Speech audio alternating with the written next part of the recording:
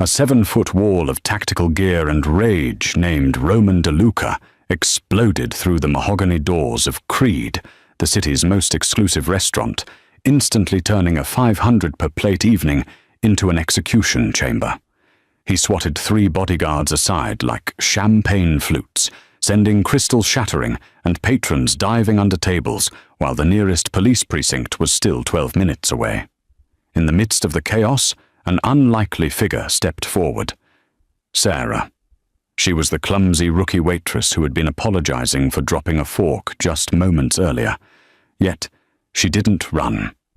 Instead, she launched herself horizontally through the air, hooked her leg around the giant's throat mid-charge, and did the unthinkable, stopping a 300-pound assassin in his tracks and freezing the dining room in stunned silence. Proving that the most dangerous weapon in Creed wasn't the man in the pinstripe suit or the monster with the combat knife, but the woman who had been pouring the water. Just before I begin, I need you to tell me where you are watching from in the comment section down below. Alex Vincenzo didn't just sit at tables, he owned them. Tonight, Table 7 at Creed was his throne, a corner booth upholstered in burgundy leather that cost more than most people's cars. The crystal chandelier above cast him in a golden glow that seemed almost biblical, as if God himself had decided that Don of the Vincenzo family deserved better lighting than the rest of humanity. He was holding court with 4 men who had flown in from 3 different countries just to kiss his ring. Literally. 2 of them had already done it when they arrived, their lips briefly touching the gold band on his right hand while their eyes stayed locked on the floor. That's how you showed respect to a man who controlled half the East Coast's pharmaceutical imports and all of its dignity. The 61 Chateau Latour, Vincenzo said, without looking at the wine list, his voice carrying the kind of casual authority that made waiters stand straighter. Tell Marcus I want the bottle from the private reserve, not the one he shows to the tourists with Daddy's credit card. The sommelier, a thin man with wire-rimmed glasses who had served presidents, nodded so quickly his neck might have detached. Of course, Mr. Vincenzo, right away. Vincenzo leaned back, his charcoal suit fitted so perfectly it looked painted on. He was 63, but could pass for 50. His silver hair swept back, like a Roman senator's. His hands manicured and steady. Men feared those hands. Women had loved them once, before they learned what they were capable of.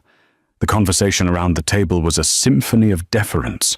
One man, a politician whose campaign Vincenzo had funded, laughed too loud at a joke that wasn't funny. Another, a judge, swirled his scotch and nodded at everything Vincenzo said like a dashboard bobblehead. They were powerful men reduced to sycophants, and Vincenzo fed on their submission like oxygen. That's when she appeared.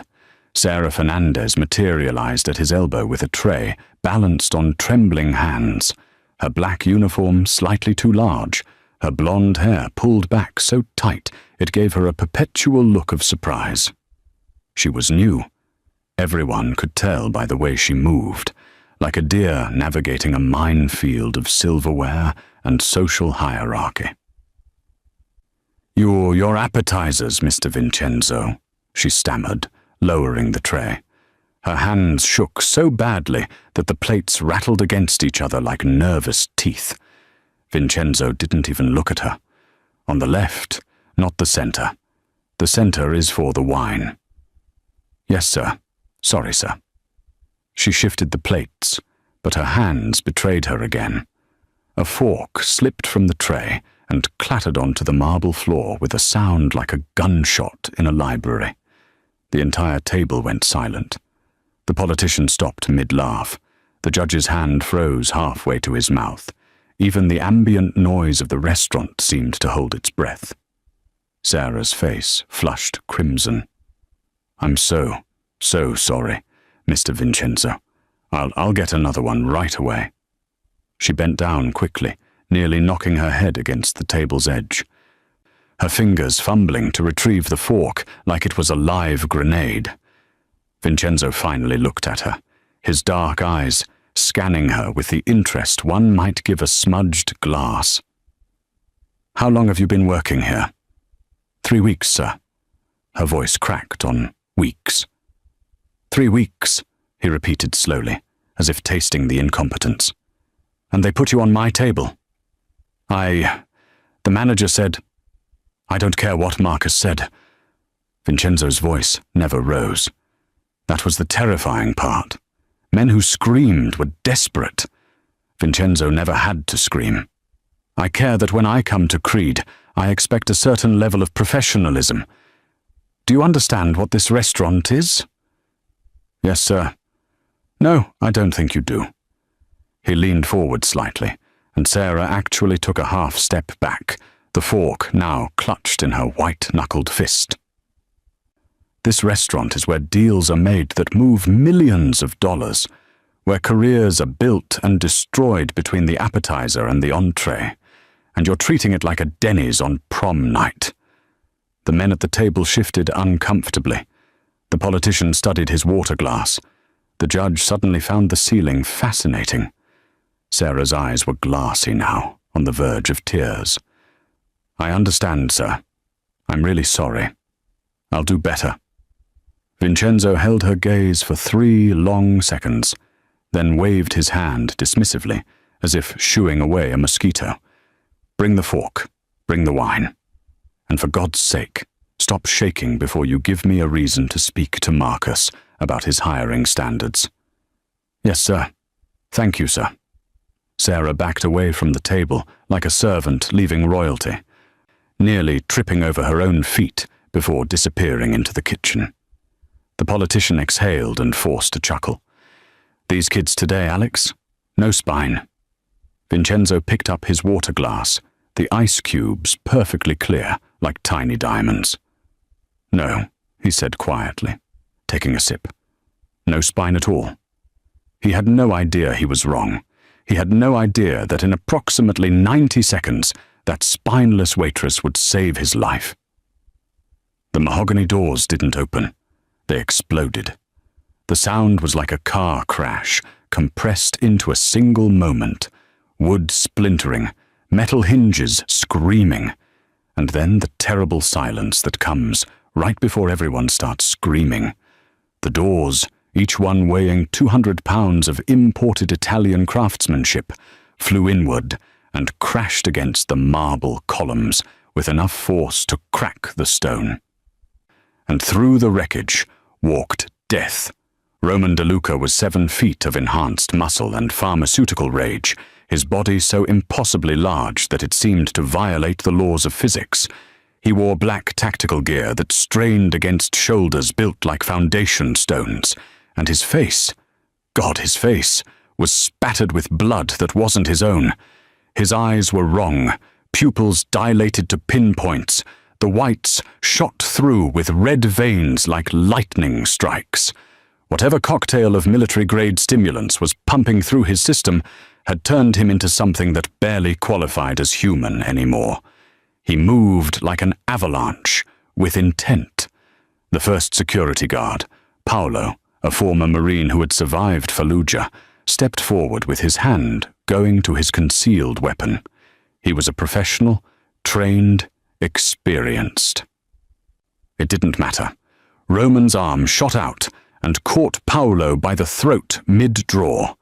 There was a wet, cracking sound, like someone snapping a bundle of twigs, and Paolo's body went limp before he could even scream. Roman threw him sideways into a support column with such force that the impact left a visible dent in the decorative plasterwork. Paolo crumpled to the floor and didn't move. The second guard, Marcus. Yes, Marcus the manager, who kept a Glock 19 in a shoulder holster under his suit jacket, managed to draw his weapon. He got off one shot. The bullet hit Roman square in the chest, right over the heart, and the giant didn't even flinch. The tactical vest absorbed it like a punch into a pillow. Roman crossed the distance between them in 2 strides and grabbed Marcus by the face. his entire hand covering the man's skull like a basketball. He lifted Marcus off his feet and drove him downward onto one of the dining tables. The table exploded under the impact, a $15,000 slab of reclaimed oak reduced to splinters and kindling. Marcus made a sound that was half scream, half wheeze, then went quiet. The third guard, Tony, the young one, the one with a pregnant wife at home, made the mistake of trying to tackle Roman from behind. It was brave and stupid in equal measure. Roman didn't even turn around. He just bent forward slightly, and Tony sailed over his back like a gymnast vaulting a horse. Tony hit the bar, the collision producing another sickening crack that could have been ribs or the mahogany or both, and slid to the floor, leaving a smear of red on the brass rail. 3 guards. 7 seconds. 3 different kinds of broken. The dining room erupted into chaos. Women screamed. Men dove under tables. A waiter dropped an entire tray of crème brûlée, the sound of shattering ceramic lost in the cacophony of pure terror. Someone was crying. Someone else was praying in rapid Italian. The pianist had abandoned his Steinway mid-measure, and the lingering notes hung in the air like a funeral dirge. Roman stood in the center of the carnage, chest heaving, his breath coming in deep animal grunts. Then his eyes, those terrible chemical eyes, locked onto table 7, locked onto Alex Vincenzo. Vincenzo felt something he hadn't experienced in 30 years, the absolute certainty of his own death. He didn't move, couldn't move. His body had made the calculation faster than his brain. There was no running from this, no negotiating. No amount of money or power that would stop what was about to happen. Roman De Luca had been sent here for one purpose, and he was a weapon that didn't miss. The men at Vincenzo's table had scattered like roaches when the lights come on. The politician was crawling toward the kitchen. The judge had actually wet himself, a dark stain spreading across his expensive trousers as he pressed himself against the wall. Only Vincenzo remained seated, his hands flat on the table, his face frozen in an expression of grim acceptance. This was how it ended. Not in a shootout, or a car bomb, or a federal prison. But here, in the restaurant he'd eaten at every Tuesday for 15 years, at the hands of a monster, someone had paid more than Vincenzo was willing to pay to stay alive. Roman started walking toward him. Each footstep a death knell on the marble floor. He drew a combat knife from his belt, 10 inches of black steel designed to punch through body armor. He didn't hurry. Why would he? There was nowhere for Vincenzo to go. Vincenzo closed his eyes. He thought about his daughter, married now, living in Milan where she didn't have to know what her father really was. He thought about his wife, dead 12 years, buried under a headstone that lied about what a good man he'd been. He thought about the 63 years he'd lived and the things he'd done to earn this ending.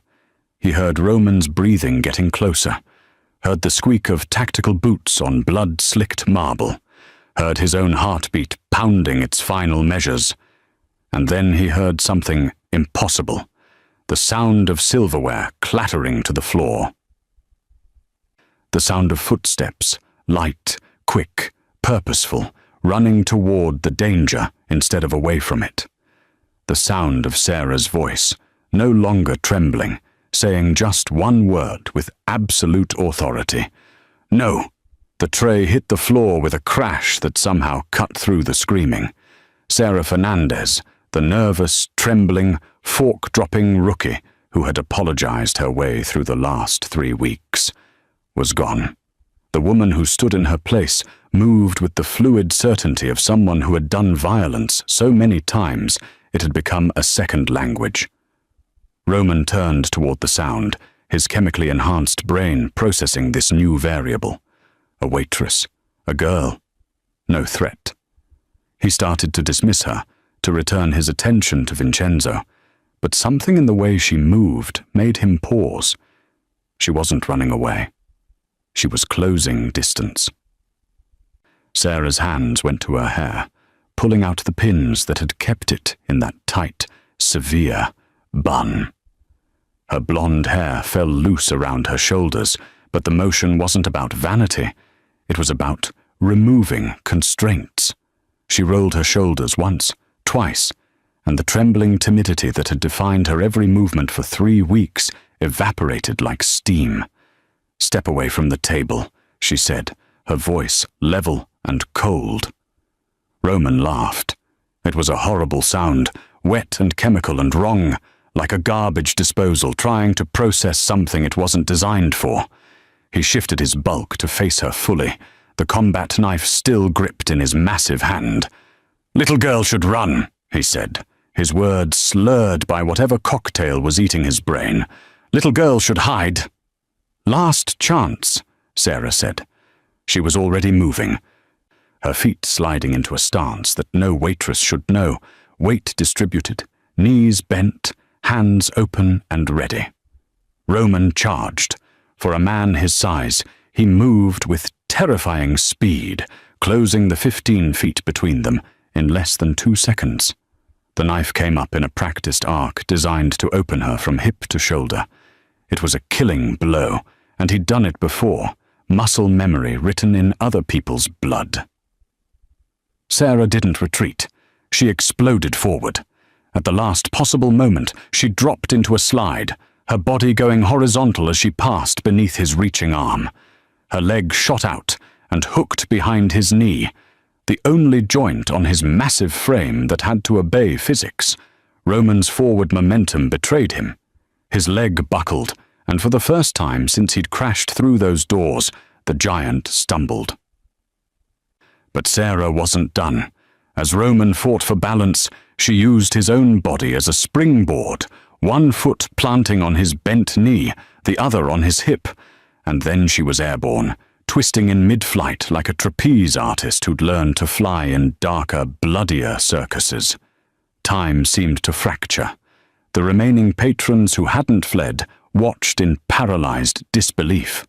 Vincenzo, his eyes now open, stared with the expression of a man watching his own execution get interrupted by something he couldn't process.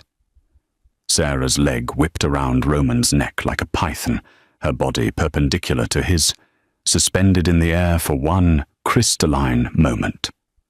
A water glass fell from a nearby table in slow motion. A fork clattered against a plate. Someone's champagne flute toppled and rolled, then gravity reasserted itself. Sarah used every ounce of her momentum and torqued her body with brutal efficiency. Roman's head snapped sideways with enough force to make his neck vertebrae pop like bubble wrap. His massive frame, already off balance, went with it. 7 feet and 300 pounds of enhanced muscle crashed to the marble floor with the sound of a grand piano being dropped from a second-story window. The entire restaurant shook. Sarah landed in a crouch, 5 feet away, perfectly balanced, her breathing controlled and steady. Her uniform was torn at the shoulder, and there was a thin line of blood on her forearm, where Roman's knife had come closer than she'd wanted. But she was up and ready before Roman even stopped sliding across the blood-slicked floor. For 3 seconds, nobody moved. Nobody breathed. Roman lay sprawled on his back, staring at the chandelier with eyes that couldn't quite focus. His hand still gripped the knife, but weakly now, his enhanced nervous system trying to reconnect signals that Sarah had just scrambled. He wasn't unconscious. The drugs in his system wouldn't allow that. But he was rebooting, his brain trying to understand how a 120-pound waitress had just put him on the ground. Sarah straightened slowly, her eyes never leaving him. The transformation was complete. The woman standing in the ruins of Creed's dining room bore no resemblance to the girl who had dropped a fork 10 minutes ago. Her posture was different. Her expression was different. The entire frequency she operated on had shifted to something primal and precise. She looked at Vincenzo, who was still frozen at his table, his mouth actually hanging open. "Get behind the bar," she said. Not a request, an order. Now. Vincenzo didn't move, couldn't move. His entire understanding of reality had just been demolished as thoroughly as his security team. "Mr. Vincenzo," Sarah said, her tone sharpening, "I can't protect you and fight him at the same time, so you have exactly 3 seconds to decide if you want to live through the next 5 minutes. That broke the spell. Vincenzo scrambled out of the booth with none of his earlier dignity, actually tripping over his own feet in his haste to put the marble bar between himself and Roman De Luca. On the floor, Roman's fingers began to flex. His breathing deepened. The drugs were doing their job, flooding his system with enough adrenaline and synthetic rage to override the scrambled signals. Sarah saw it and understood. She'd bought 30 seconds, maybe less. The giant was getting back up. Sarah didn't wait for Vincenzo to process what was happening. She grabbed him by his expensive suit collar and physically hauled him behind the bar with a strength that made it clear the trembling waitress act had been a lie from the beginning. Vincenzo stumbled, his Italian leather shoes slipping on spilled champagne, and crashed into the back cabinet hard enough to rattle the top-shelf scotch. "Stay down!" Sarah snapped, already moving. She grabbed the marble serving counter, a solid piece that had to weigh 200 pounds, and with a grunt of effort, tipped it onto its side. It hit the floor with a thunderous crack, creating a barricade between them and the dining room. Bottles shattered, glasses exploded. The smell of a dozen different liquors mixed with blood and fear. Vincenzo pressed himself against the cabinet, his brain still trying to catch up with his body. He'd seen people killed. He'd ordered people killed. But he'd never seen someone move the way Sarah had moved, like violence was a dance she'd been choreographing her entire life. "Who the hell are you?" His voice came out hoarse, stripped of its usual authority. Sarah ignored him. She was scanning the bar's contents with the tactical assessment of someone inventorying weapons, not refreshments. Her fingers closed around a wine bottle, the 61 Chateau Latour that Vincenzo had ordered, ironically, and she tested its weight with a practiced grip. Not ideal, but it would crack a skull if applied correctly. If you are enjoying this story, I need you to subscribe for more stories like this and like this video to support me. From beyond the barricade came the sound they'd both been dreading. Roman getting to his feet. The scrape of tactical boots on marble. The wet, ragged breathing of a man whose body was eating itself from the inside out to stay functional. A low growl that sounded more animal than human. "I asked you a question," Vincenzo hissed, trying to reclaim some fragment of control. "You work for the Calabrese family, the Russians. Who sent you?" Sarah finally looked at him, and Vincenzo actually flinched from what he saw in her eyes. They were cold and calculating, the eyes of someone doing complex mathematics, where the variables were all measured in blood and bullets. "Nobody sent me," she said flatly. "I've been here 3 weeks, gathering intelligence on your organization for a federal task force that doesn't officially exist. I was supposed to be invisible for another month before we moved on you." She grabbed a second bottle, vodka this time, higher proof. "But your friend out there just ruined 6 months of operational planning, so now we're both having a bad night." Vincenzo's face went through several colors. "You're a Fed?" "Was. The agency got dismantled. Political fallout. I'm technically unemployed." Sarah glanced over the edge of the barricade. Roman was standing now, rolling his massive shoulders, his neck still at a slight angle from where she'd torqued it. He was looking directly at their position, and even from this distance, she could see the way his pupils had contracted to pinpoints. "But I spent 12 years learning how to kill people who are very difficult to kill, so the skill set transfers." A tremendous crash made them both duck. Roman had picked up one of the intact dining tables, solid oak, probably 300 pounds, and hurled it across the room like a frisbee. It smashed into the wall above the bar, raining splinters and chunks of wood down on their position. "He's trying to flush us out," Sarah said, more to herself than to Vincenzo. She was thinking, processing, running scenarios. "He's not tactical, just brute force and chemistry. That's good. Means he's predictable." "Predictable?" Vincenzo's voice cracked on the word. "That thing just threw a table."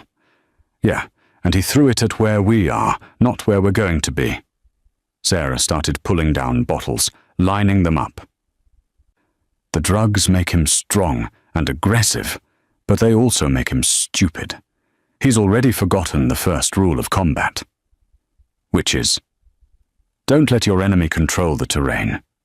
Sarah grabbed a bar towel and started tearing it into strips. "We can't stay here. He'll just keep throwing furniture until something crushes us or he runs out of things to throw. We need to move." Another crash, this time a chair, spinning through the air like a helicopter blade, embedding itself in the ceiling above them. Vincenzo grabbed her arm, and Sarah's hand was on his wrist before he could blink, her grip like a mechanical vice. He let go immediately, raising both hands. "Listen to me," he said quickly. "I have people. I make one call, and I can have 50 soldiers here in 20 minutes. We just need to survive for 20 minutes?" Sarah laughed, but there was no humor in it. "Look at him." Vincenzo risked a glance over the barricade. Roman was systematically destroying the dining room, flipping tables, ripping chairs apart with his bare hands, creating a wasteland of splintered wood and shattered glass. His movements were becoming more erratic, more violent. Foam was starting to form at the corners of his mouth. "He's crashing," Sarah said quietly. "Whatever they gave him, his body is starting to reject it. In 20 minutes, he'll either be dead or he'll have destroyed everything in this building, including us. We've got maybe 5 minutes before the drugs push him into a full berserker state, and then there's no predicting what he'll do. So what's your plan?" Sarah looked at him with an expression that somehow contained both absolute confidence and complete resignation to the insanity of their situation. "We run," she said, "through the kitchen, out the back. Once we're in the service corridors, his size works against him. Tight spaces, narrow doors, I can use that. And if we don't make it to the kitchen?" Sarah picked up the bottle of Chateau Latour, feeling its weight one more time. "Then you're about to find out why the government spent $2 million training me to kill people in close quarters with improvised weapons." Roman roared, an inhuman sound of pure rage, and something much larger hit the wall. The entire building shook. "Time's up," Sarah said. "When I move, you move. Don't think. Don't hesitate. Just run." Vincenzo nodded, his jaw set. For a man who'd ordered countless deaths, he'd never actually had to run for his life before. It was a novel experience, and possibly his last. Sarah was about to give the signal to run when she saw them. Red dots, dozens of them, dancing across the walls like deadly fireflies, sweeping through the shattered dining room in coordinated patterns that spoke of professional training and military discipline. Laser sights. "Down!" She shoved Vincenzo flat against the floor as a line of red crawled across the bar's back panel, inches from where his head had been. Her mind was already racing through the implications, and none of them were good. Roman hadn't come alone. She risked another glance over the barricade, using a shard of broken mirror to angle her view without exposing herself. What she saw made her stomach drop. Through the destroyed main entrance, she could count at least 8 figures in tactical gear, fanned out in a professional entry formation. They wore black body armor and helmets with full face shields, and each one carried a suppressed submachine gun that probably cost more than most cars. "Jesus Christ," Vincenzo whispered, seeing the same thing. "How many people want me dead tonight?" Sarah didn't answer. She was counting exits, calculating angles, running probability scenarios that all ended the same way. Badly. The main entrance was covered by the tactical team. The emergency exits along the side walls. She could see more laser sights sweeping those areas, meaning they had the perimeter locked down. The windows were bulletproof glass, and even if they weren't, they were on the 3rd floor. That left the kitchen. One way in, one way out. And if Roman's team had half a brain between them, they'd already have someone covering it. They were boxed in. Roman seemed to sense his support arriving. He stopped his rampage and turned toward the entrance, his massive chest heaving. One of the tactical operators approached him, carefully, like someone approaching a rabid dog, and handed him something. Sarah's enhanced vision caught the glint of metal. A radio earpiece. Roman shoved it in his ear, and even from across the room, Sarah could see his expression change. The berserker rage focused into something more dangerous. Directed purpose. He nodded once, twice, and pointed directly at the bar where she and Vincenzo were hiding. "They're coordinating," Sarah said, mostly to herself. She was already pulling back, reassessing everything. This isn't just an assassination, it's a professional extraction team. Extraction? Vincenzo's face had gone pale. "They want to take me alive. Not you." Sarah's jaw tightened. "Me." The pieces were clicking together now, forming a picture she really didn't like. Roman wasn't here to kill Vincenzo. He was bait. The real target had always been Sarah, or whoever was deep cover in this restaurant. Someone had burned her. Someone knew exactly who she was and had orchestrated this entire clusterfuck to draw her out. And she'd walked right into it. A voice echoed through the dining room, amplified by a speaker system that made it sound like God announcing the apocalypse. It was male, calm, with a slight European accent she couldn't quite place. Sarah Fernandez, former Special Activities operative. Codename Sparrow. The voice paused, letting that sink in. "We know who you are. We know what you can do. And we know you're behind that bar with Mr. Vincenzo." Sarah closed her eyes briefly. Sparrow. She hadn't heard that name in 2 years, not since the agency had been dissolved and she'd been cut loose with a fake identity and a warning to disappear. Someone had kept very good records. "We're not here for Vincenzo," the voice continued, almost conversational. "Frankly, we don't care if he lives or dies. We're here for you. Come out peacefully, and we'll let everyone else in this building walk away. Keep hiding, and we start executing the civilians we have zip-tied in the coat room. Your choice. You have 60 seconds. Vincenzo stared at her, his face a mask of disbelief and growing fury. "This is about you. I'm about to die because of you." "Shut up," Sarah hissed. Her mind was working through options at computer speed. They had hostages. That changed everything. She could fight her way out, maybe, but not while protecting Vincenzo, and not while innocent people were being held at gunpoint. More red dots swept across their position. She counted the patterns, the intervals. 8 operators, probably ex-military, definitely well-funded. Roman as their battering ram. Unknown number covering the exterior exits, professional comms and coordination. This wasn't a hit, it was a net. And she was the fish. 45 seconds, the voice announced cheerfully. Sarah looked at the kitchen door, 20 feet away across open floor that was now covered by at least 4 different firing angles.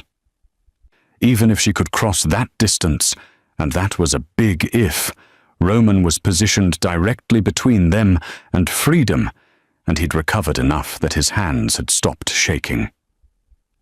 She looked at Vincenzo, who was pressed against the cabinet, his expensive suit soaked with spilled alcohol, and his face showing something she'd never seen there before. Genuine terror. She looked at the bottles lined up beside her, the improvised weapons that wouldn't do shit against body armor and automatic weapons. 30 seconds. A laser sight found its way over the barricade, painting a red dot on the wall above Vincenzo's head. Then another. Then 3 more. They were triangulating, showing her exactly how many angles of fire they had established. It was a professional's way of saying, "We own this room." 20 seconds. Sarah closed her eyes and did something she hadn't done in 5 years of covert operations. She prayed. Not to God. She'd stopped believing in that during her 3rd Black Op, but to luck, to chaos, to whatever force in the universe occasionally let the underdog win. 10 seconds. She opened her eyes and looked at Vincenzo, really looked at him. A murderer, a drug lord, a man responsible for countless deaths. She should let them have him. Should use him as a distraction and rabbit for the kitchen while they were busy shooting him. But that's not what sparrows did. Sparrows saved people, even when those people didn't deserve it. Even when it was going to get her killed. "Time's up," the voice said. And then the lights went out. The lights didn't go out by accident. Sarah had seen the emergency power panel behind the bar during her 3 weeks of careful observation, mapping every inch of Creed's layout like her life might depend on it. Turns out it did. The moment darkness swallowed the dining room, she was already moving, her hand finding Vincenzo's collar in the blackness with the certainty of muscle memory. "Go!" she hissed, hauling him forward. The tactical team's night vision would kick in within seconds, but seconds were all she needed. She knew this room in the dark, had practiced walking it blindfolded during her overnight cleaning shifts when she was supposed to be mopping floors.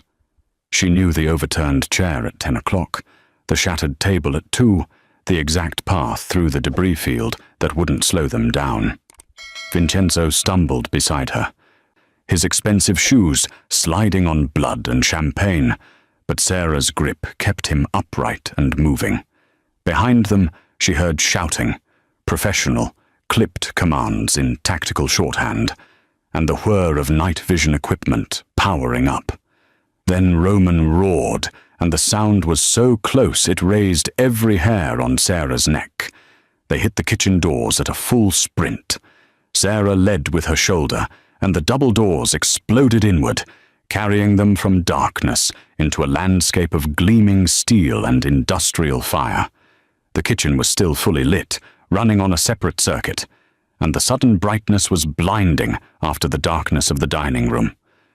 The heat hit them like a physical wall. Every burner was still on, flames licking up from gas ranges in blue and orange columns. A pot of something had boiled over, sending steam billowing toward the ventilation hoods. The industrial ovens radiated waves of heat that made the air shimmer. Someone had abandoned a sauté pan on high flame, and whatever had been in it was now charcoal, sending up black smoke that the overwhelmed ventilation system couldn't quite clear. The chefs were long gone. Sarah could see evidence of their panicked flight, a knife dropped mid-chop, vegetables scattered across a cutting board, a door to the walk-in freezer standing open with vapor spilling out like ground fog. They'd run the moment the shooting started, which was the smartest thing anyone had done all night. "Keep moving," Sarah commanded, dragging Vincenzo deeper into the kitchen. Her eyes were already cataloguing the environment, transforming a commercial kitchen into a battlefield. The steel prep tables could provide cover. The hanging pots and pans could be weapons or distractions. The industrial stoves were hazards that cut both ways. They made it to the far end of the kitchen, near the pastry station, before the doors behind them crashed open. Roman filled the doorway like a nightmare given physical form, his silhouette backlit by the darkness of the dining room. He had to duck to fit through the frame, his shoulders so broad they nearly touched both sides. The kitchen's fluorescent lights revealed the full extent of the damage Sarah had done. His neck was swelling on one side, and there was a gloss of blood at the corner of his mouth where he'd bitten through his own tongue. But he was still standing, still moving. Still fueled by whatever chemical cocktail had turned him into something that refused to acknowledge its own mortality. "Behind the line," Sarah said to Vincenzo, pointing to the row of industrial stoves that separated the prep area from the cooking stations. It wasn't much cover, but it was something. Vincenzo didn't argue. For a man who'd spent his life giving orders, he was learning quickly how to take them. Sarah grabbed a chef's knife from the magnetic strip on the wall, 10 inches of German steel, perfectly balanced, sharp enough to split atoms. It felt good in her hand. Familiar. She'd trained with knives before she'd learned to use guns, back when the agency still believed in quiet solutions to loud problems. Roman took a step into the kitchen, and another, his boots leaving bloody prints on the white tile floor. He'd picked up a meat cleaver somewhere, a massive thing designed for breaking down whole animal carcasses, and it looked almost proportional in his enormous hand. "Little bird," he growled, his voice slurred and wet. "Nowhere to fly now." Sarah didn't respond, didn't waste breath on witty comebacks or tactical assessments. She just moved, circling to put the center prep table between them, her weight balanced on the balls of her feet. The kitchen's heat wrapped around her like a second skin, and she could feel sweat already starting to bead on her forehead. The tactical team would be coming through those doors any second. She could hear them organizing in the dining room, their professional calm a stark contrast to Roman's chemically induced rage. But they were being cautious now, probably recalibrating after she'd killed the lights. That bought her maybe 30 seconds before this became a shooting gallery. 30 seconds to put down a 7-foot monster with a cleaver. She'd worked with worse odds. Roman lunged, faster than something his size should move, bringing the cleaver down in an overhead chop that would have split her skull like a melon. Sarah twisted sideways, feeling the displaced air as the blade whistled past her ear and embedded itself in the prep table with a sound like a gunshot. The table was industrial steel. The cleaver sank 3 inches deep. Roman tried to pull it free, and in that half-second of distraction, Sarah struck. Her knife flashed out, targeting the exposed tendon above his boot, looking for the spot where Achilles had learned his lesson the hard way. The blade bit deep, and for the first time, Roman actually screamed. Blood sprayed across the white tile, arterial red against sterile white, and Roman's leg buckled, but he didn't go down. The drugs wouldn't let him. Instead, he pivoted on his good leg and backhanded Sarah with enough force to send her flying into a rack of hanging pots. She hit hard, and the world became a cacophony of clanging metal and ringing bells that weren't really there. Her vision doubled, then tripled, and she tasted copper in her mouth. Through the haze, she saw Roman limping toward her, leaving a trail of blood, his face twisted into something that might have been a smile if it wasn't so terrible. Behind him, tactical lights swept through the kitchen doors. Time was up. The tactical team stopped at the kitchen entrance. Sarah saw it through the spinning chaos of her concussion, the lead operator raising a closed fist, the universal signal for halt. They had Roman between them and their target, and even with night vision and body armor, nobody wanted to accidentally shoot their own battering ram. The hesitation bought her maybe 10 seconds. She used them to not die. Rolling sideways through the hanging pots, Sarah grabbed the edge of the industrial sink and pulled herself up. Her head was screaming, Her ribs felt cracked where she'd hit the rack, and she could taste blood. But she was vertical, and vertical meant functional. Roman was limping toward her, his ruined Achilles tendon leaving a Rorschach pattern of blood across the tile. The wound should have dropped him, would have dropped any normal human.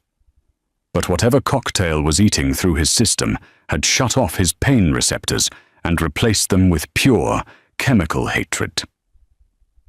Then something unexpected happened. Vincenzo stepped out from behind the stove line. Not to fight. The man wasn't that stupid. But he was holding something. One of the propane torches the pastry chefs used for creme brulee. He'd ignited it, and the blue flame hissed like an angry snake.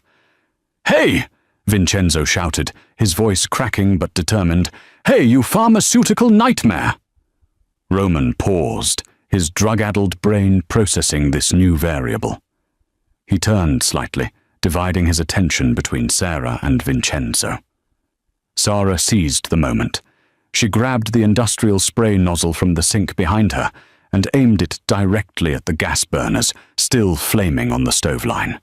The high-pressure water hit the flames, creating an instant explosion of steam that filled the kitchen with scalding white fog. The tactical team's night vision turned the steam into an impenetrable wall.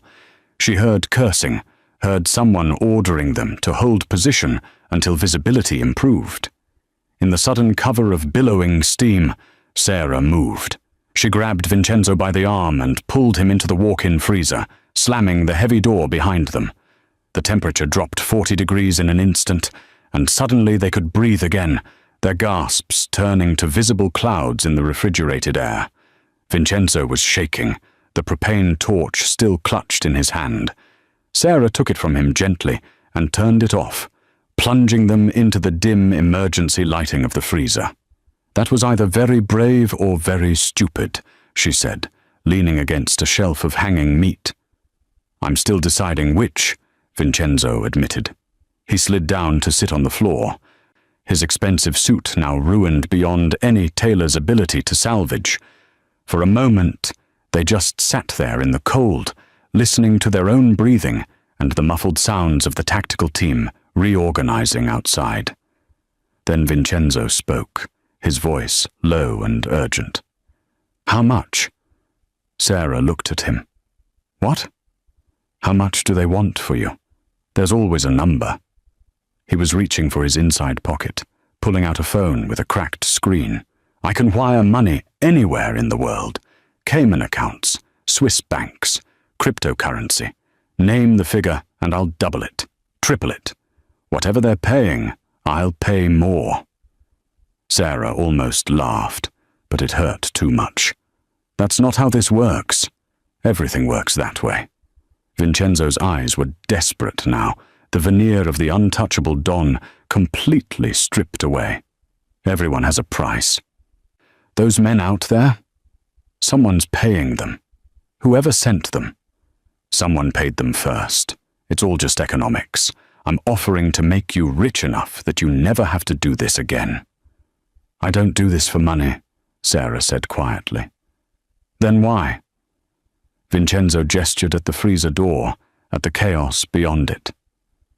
"You could have run the moment the lights went out. Could have left me there and disappeared. They don't want me. You said it yourself. So why are you still here?"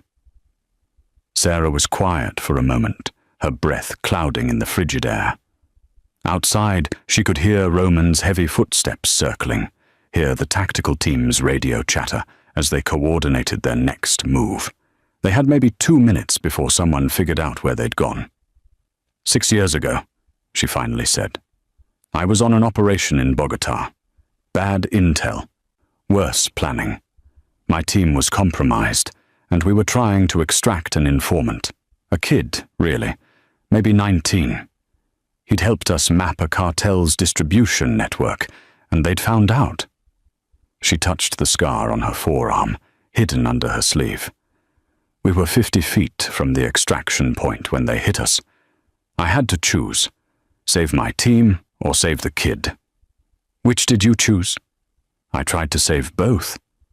Sarah's voice was flat, emotionless, the way people talk about trauma when they've had to relive it too many times. Lost 3 operators. The kid died anyway, bled out in my arms while I was trying to carry him and return fire at the same time. Vincenzo was quiet, watching her face in the dim light. After that, Sarah continued, the agency wanted to know why I'd jeopardized the team for one asset. Why I didn't just cut losses and extract. You know what I told them? What? That the day I start measuring human lives by operational value is the day I stop being human. She looked at Vincenzo directly. You're a murderer, a drug lord.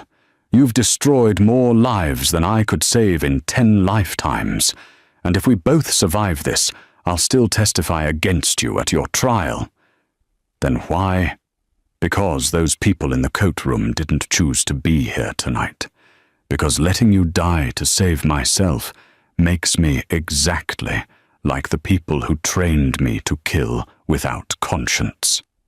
Sarah pushed herself up, wincing at the pain in her ribs. I don't save you because you're worth saving. I save you because losing that part of myself isn't worth any amount of survival. Vincenzo stared at her for a long moment. Then, surprisingly, he laughed, a short, bitter sound. You know what the funny thing is? I've spent 30 years surrounding myself with people who die for me. And the one person who actually might? She's the one trying to put me in prison. Life's full of little ironies, Sarah said. She moved to the freezer door, pressing her ear against the cold metal. They're getting organized out there. We've got maybe 90 seconds before they breach this door. So what's the plan? Sarah pulled the chef's knife from where she'd tucked it in her belt. The blade was still stained with Roman's blood. We stop running, she said, and we end this. The freezer door exploded inward with a force that sent frozen vapor billowing into the kitchen like a special effect from hell. Roman had stopped trying to be subtle. He'd simply grabbed the industrial handle and ripped the entire locking mechanism out of the doorframe, twisted metal screaming in protest. Sarah had anticipated this. She and Vincenzo were already moving, having positioned themselves on either side of the door. As Roman's massive frame filled the opening, Sarah struck first, not at him, but at the environment. She grabbed the CO2 fire extinguisher, mounted on the wall, and discharged it directly into his face at point-blank range. The blast of compressed gas and chemical powder wasn't meant to hurt him. It was meant to blind him. Roman stumbled backward, clawing at his eyes, and Sarah used those precious seconds to put distance between them. She pulled Vincenzo toward the center of the kitchen, to the main cooking line where fire still danced on burners and steam still rose from forgotten pots. The tactical team was fanning out behind Roman, but they couldn't get a clean shot, not with their giant asset thrashing around like a tornado. Sarah had maybe 30 seconds before they repositioned and turned this into a firing squad. Roman cleared his vision faster than she'd hoped, shaking his head like a dog shedding water. When he focused on her again, there was something new in his expression. Not just rage, but respect. She'd hurt him. Multiple times. Nothing in his chemical-soaked brain had prepared him for prey that fought back this effectively. He charged, and the kitchen became a battlefield measured in inches and seconds. Sarah grabbed a pot of boiling stock from the stove and hurled the contents at him. The scalding liquid hit his chest and face, and this time, finally, he actually reacted to pain. The scream was animal, primal, the sound of nerves that even military-grade stimulants couldn't completely silence. But he kept coming. Sarah dove under the prep table as Roman brought his fist down where she'd been standing. The stainless steel surface cratered under the impact, the metal actually folding inward. If that had connected with her skull, there wouldn't have been enough left to identify. She rolled, came up on the other side, grabbed a cast-iron skillet from the hanging rack. 12 pounds of solid metal, hot from sitting near the stove. She swung it in a tight arc that would have made a tennis pro proud, connecting with Roman's already injured knee. The crack was audible even over the chaos. Roman's leg buckled, and for the first time, he actually went down to one knee. Sarah didn't hesitate. She vaulted onto the prep table, using it as a springboard, and launched herself at the hanging pot rack above Roman's head. Her hands found the steel bar, and she used her momentum to swing her entire body forward, both feet connecting with Roman's face in a devastating double kick. It was like kicking a concrete wall. Pain shot through her ankles and up her legs, but Roman's head snapped back, blood spraying from his nose. He toppled backward, crashing into the pastry station and destroying 3 days' worth of dessert preparation. Sarah landed in a crouch, her breath coming in ragged gasps. Every part of her body was screaming. The concussion was making the room spin. Her ribs were definitely cracked. But Roman was down, and that was all that mattered. Except he was getting back up. "You have got to be kidding me," Sarah muttered. The tactical team was moving now, trying to get angles on her. She saw laser sights sweeping across the kitchen, and she knew her luck was running out. That's when Vincenzo did something surprising for the second time that night. He grabbed the propane torch he'd been carrying earlier, reignited it, and touched the flame to the industrial deep fryer that someone had left on. The oil inside was well past its smoking point, and the effect was immediate and catastrophic. The fryer erupted in a column of flame that licked the ceiling, setting off the sprinkler system. Water began raining down, mixing with the grease fire to create even more chaos. The tactical team scattered, shouting warnings about the fire spreading. In the confusion, Sarah saw her opening. Roman was on his feet again, but he was struggling now. Blood loss, chemical crash, and accumulated damage were finally overwhelming even his enhanced physiology. His movements were slower, less coordinated. His eyes couldn't quite focus. Sarah grabbed the last weapon she needed, a boning knife, thin and flexible, designed for precision cuts. She moved toward Roman, and this time he tried to grab her. His massive hand reached out, fast despite everything, and caught her by the shoulder. His grip was like a vice. Sarah felt something in her shoulder separate, felt the hot spike of pain that meant ligament damage. But she was already moving, already committed to the final strike. She drove the boning knife into the side of Roman's neck, just above the collarbone, angling it downward. Not to kill. She needed him alive for the testimony he could provide, but to hit the nerve cluster that would shut down his motor functions.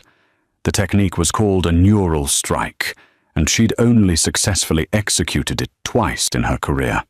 It required perfect precision, perfect angle, perfect depth. She nailed it. Roman's entire body went rigid.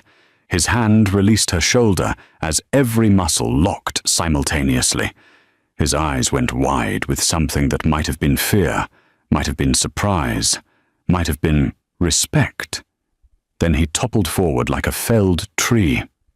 Sarah stepped aside, and 300 pounds of enhanced muscle hit the tile floor with a wet, final thud.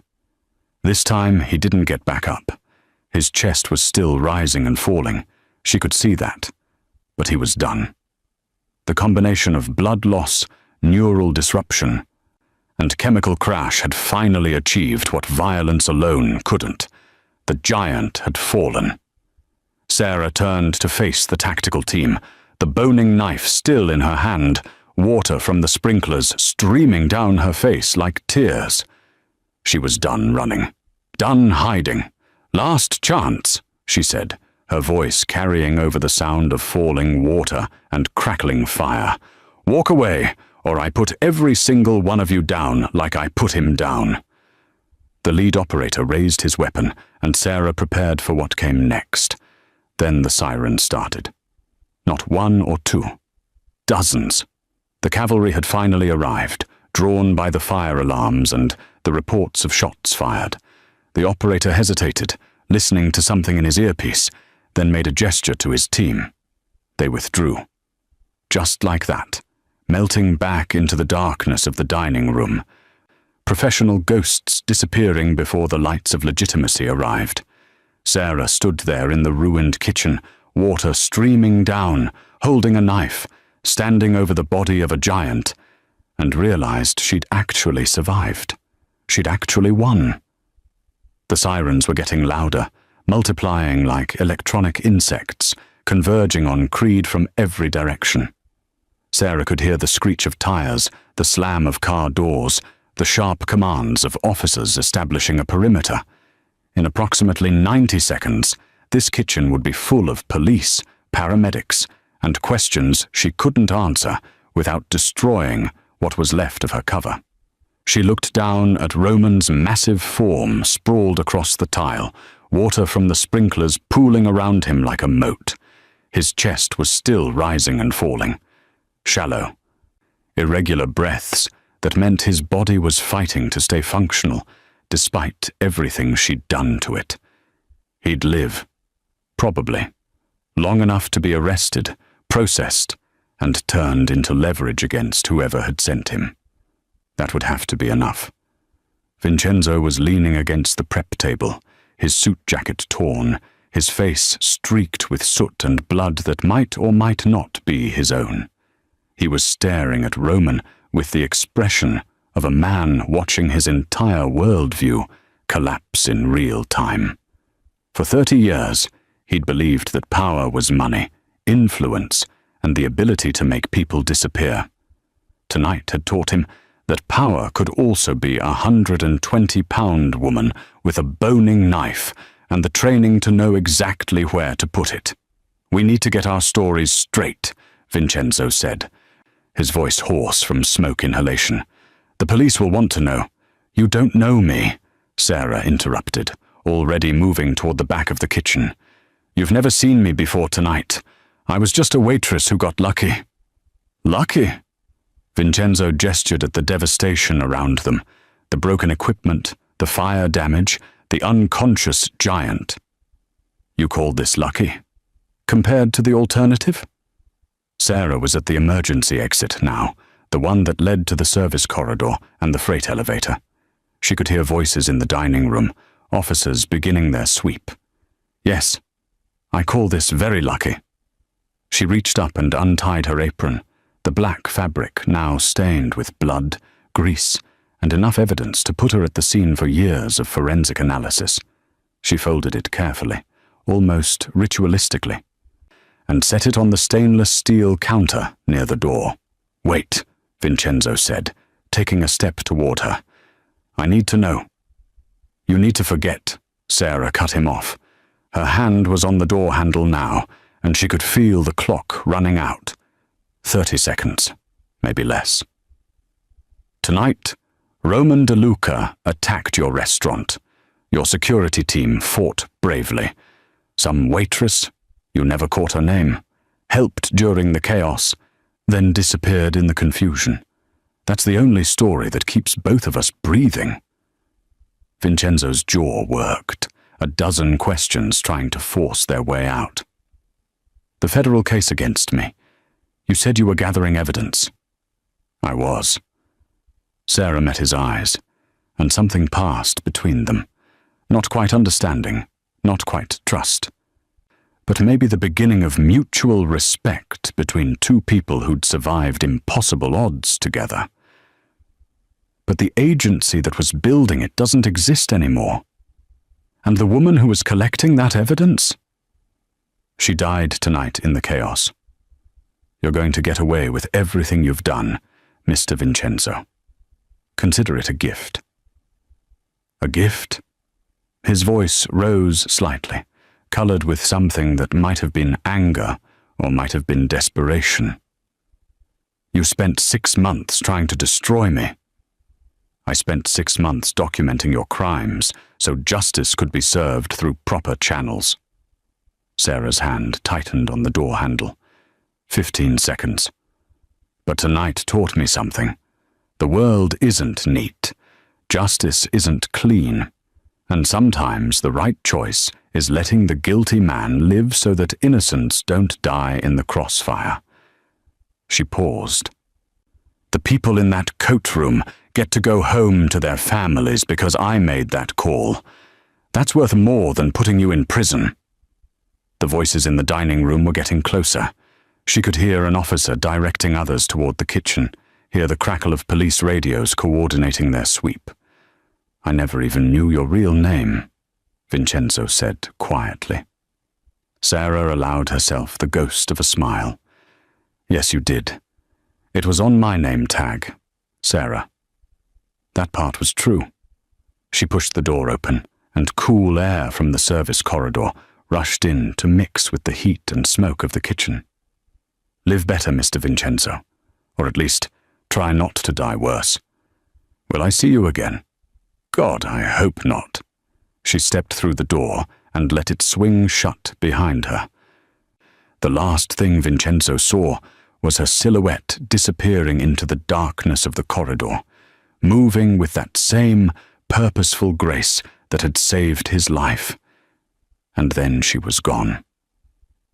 He stood there for a moment, alone in the ruined kitchen with an unconscious giant and the sound of sirens screaming their arrival.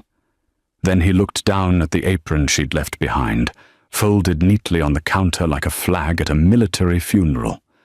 The name tag was still pinned to it. Sarah F. Employee, Nasha 2847. 3 weeks of service at Creed. The kitchen door burst open, and police flooded in with weapons drawn, shouting commands, demanding he get on the ground. Vincenzo complied without resistance, his hands raised, his movements slow and deliberate. As they cuffed him, just procedure, they assured him. Just until they sorted everything out, his eyes kept drifting back to that apron. 2 hours later, after the statements had been taken, and the crime scene had been documented, and Roman De Luca had been loaded into an ambulance under armed guard, Vincenzo was finally allowed to leave. The detective in charge, a tired woman with sharp eyes, had asked him about the mysterious waitress who'd been mentioned by several witnesses. I don't know, Vincenzo had said, and it was almost the truth. Everything happened so fast. I never got a good look at her face. The detective had nodded, making notes, clearly skeptical but lacking evidence to push harder. If you remember anything else, give us a call. Of course, detective. Now Vincenzo stood outside Creed as dawn broke over the city, painting the sky in shades of gold and pink that seemed obscene given the violence of the night. His restaurant, his throne room, was a crime scene now, wrapped in yellow tape and swarming with investigators. It would be months before it reopened, if it ever did. His phone buzzed. Messages from his lieutenants, his lawyers, his various legitimate and illegitimate business partners, all wanting to know what had happened, if he was safe, what this meant for their operations. He ignored them all. Instead, he thought about a woman who could have let him die, should have let him die, but had chosen instead to become a shield between him and death. A woman whose real name he'd never know, whose face he'd barely seen clearly in the chaos, who disappeared like smoke the moment the sirens arrived. He thought about what she'd said. Live better, or at least try not to die worse. Vincenzo looked at his hands, the same hands that had ordered countless deaths, that had built an empire on suffering, and for the first time in 30 years, he wondered if there might be another way. Probably not. Almost certainly not. But maybe. Somewhere in the city, Sarah Fernandez was already gone. A new name, a new face, disappearing into the anonymous crowds where people like her lived between the missions that never officially happened. The apron she'd left behind would eventually be catalogued as evidence, filed away in some police warehouse, forgotten. But Vincenzo would remember, would always remember. The mouse that had been a lion, the waitress who had been an angel of death, the woman who had saved a monster and then vanished into legend, leaving behind nothing but an empty apron and a question that would haunt him for the rest of his life. If she could choose mercy, why couldn't he?